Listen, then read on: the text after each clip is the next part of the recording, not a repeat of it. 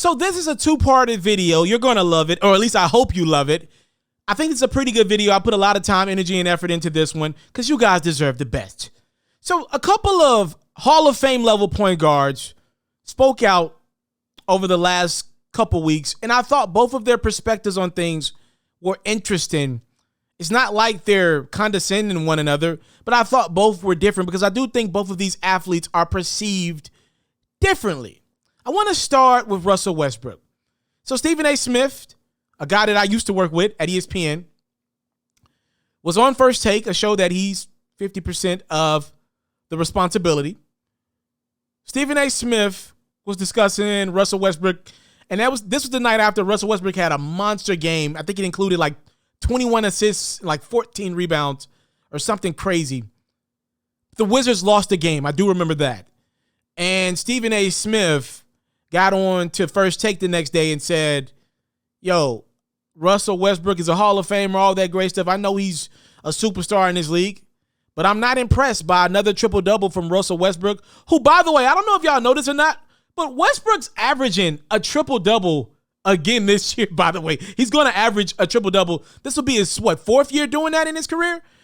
Russ is averaging a triple-double again. Stephen A. Smith got on ESPN First Take and said, I'm not impressed because they're not winning. If you look at the Wizards' record, they're under 500. I know Bradley Beal's been out as of late, but the Wizards are not good. Oftentimes they lose. More times than not, they lose games. And Russell Westbrook lights it up from a stat line. He's been incredible since like February. He's been sensational. I think he's averaging the triple-double that he's averaging over the last 2 months is the numbers are wild. And he's averaging a triple-double, obviously, for the season, like I said. So Stephen A. said he wasn't impressed. And then Russ, who I don't think he specifically called Stephen A. Smith out, but a reporter obviously saw what Stephen A. said, and Russ was responding to just comments of criticism about him. I want to read to you guys what Russell Westbrook said. He said, one thing I won't allow to happen anymore is let people create narratives and constantly just talk ish for no reason about me because I lay it on the line every night and I use my platform to be able to help people all across the world. So Russell Westbrook went the route of, this is just basketball. I do a lot more in my community, and I do give it my all on the court. So I want to be fair to Russell Westbrook in this regard. I've always said this. If I were going to pay my money to see someone play, it'll be LeBron 1 and Russell Westbrook 2, no matter what teams he's on. Because I know more times than not, if Westbrook can, he's going to get to the court, and he might miss 100 shots, but I know for a fact no one on the court is going to play harder than Brody. And he's earned that. Him and LeBron, the two most durable athletes in the NBA over the last 20 years. Not a shadow of a doubt about that. If LeBron didn't exist, do you know how crazy Russell Westbrook's athleticism would be viewed in the league, in the history of the game? Right? Look at Derrick Rose, and I love Derrick Rose, but Derrick Rose is a shell of himself when he was at MVP form. Russ is averaging a triple-double again. Now let me play the other side of that. The point of the triple-double is to show to the world, I'm doing it all for my team. You know, whether it's steals, blocks, more times than not, we see points, rebounds, and assists. You're showing the world that I'm doing everything I can to help my team win. I want to be real. I've seen both from Westbrook. There have been some nights where I've seen Westbrook just do whatever it takes, get every little rebound because his team needed it, whether it was in OKC, Houston, or now with the Washington Wizards. But I have seen the opposite. I watch a lot of basketball. I've seen Westbrook intentionally go after rebounds, steal rebounds from centers, find ways to create assists that didn't need to be done, force passes, oftentimes turn the ball over, trying to get to 10 assists. I've seen LeBron do it. I've seen other athletes do it. I've seen Kawhi do it. I've seen KD do it. I've seen guys go after triple-doubles. But I've seen Russell Westbrook do it oftentimes with his team losing. Most times you see athletes do it when their teams are up big, they're stat stuffing in a blowout game, but usually they're up. You don't usually see guys do it in losses. I've seen Westbrook actually do it in losses. And I do think there's a problem to that. It ain't helping the team win. If you're not making the best play more times than not in close games to help your team win, then you're being problematic to the team. No, that is my opinion on that. And what I don't like about what Westbrook said is he's like, I help the community out. Okay, well, damn, Westbrook, if you're going to play that role, what are we watching this for as fans? Like, why are we paying money to watch you guys play? Why are we paying money for jerseys and investing in this sport? Obviously we care. Stephen A. Smith cares. You know he's impressed by your triple doubles. He's just saying, I'm tired of talking about it, because if you're going out and giving these stats night in, night out, if you're leading the league in points, rebounds, and assists, or top 10 in all of those categories, how is that not translating into wins, playoff wins, all that stuff? If you're going to go the route of you help the community, well, damn, I can't argue with that. Yes, Westbrook, I'm sure you do a lot of great stuff, but that ain't what we're talking about right now. We're talking about on the court. We're talking about the product, what fans pay money to see. If y'all want to play this game of I make money and I help my community, I should be above criticism. If you want to play that game, then I'm just going to check out. I'm quitting. I don't want to watch this. If that's what y'all going to do. If y'all going to play that role, why am I covering this, right? Like, if y'all going to do that, obviously as a fans, we're and oftentimes entirely too invested in these products. NFL, NBA, whatever the sport is, MLB, we're obviously too invested into these products. But there's a good in that as well. Guys like Russell Westbrook are able to make $100 million contracts because of super fandom like you or maybe me. If you're watching this video, you're probably a super fan like me. Or maybe you're a super fan of mine, which I would really appreciate as well. So, and what would I come on this camera? What would I look like saying, damn, man, people be criticizing me on my YouTube videos? Because I get a lot of criticism, especially on my other platform that's a lot bigger than this one. I've gotten criticism since I was 21 years of age on my YouTube channels. You think that bothers me? I got over that hump like in 5 months, and I never cared again about another comment. You want to know why? Because the people who come in positively pay my bills, and the people who come in negatively pay my bills. I don't care. Say what you want. Get your ish off. I got stuff on the corner of my lips. Get your ish off. I don't care about all that. You think that bothers me?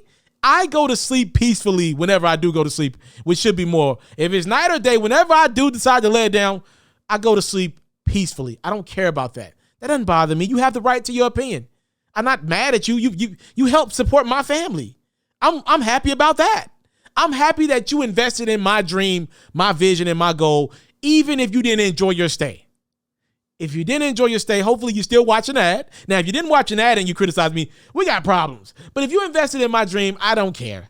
Do what you want. And Westbrook's obviously a lot more criticized, but a lot more richer than I am, because I'm not rich at all. I'm broke.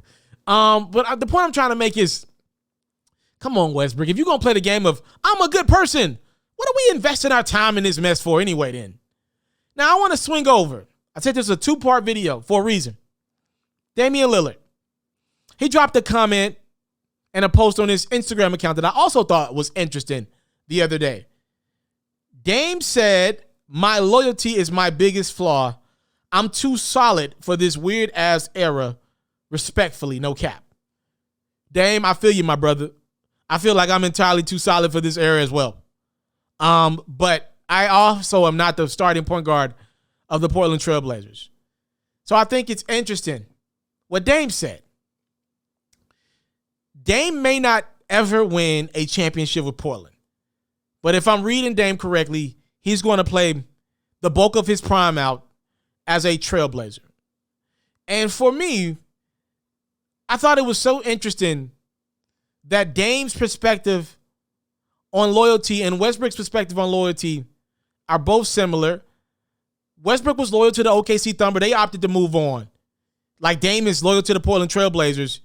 And then Dame and I also saw Dame get on Twitter with a fan over the weekend who was criticizing Dame and saying Steph Curry and the Warriors owned him.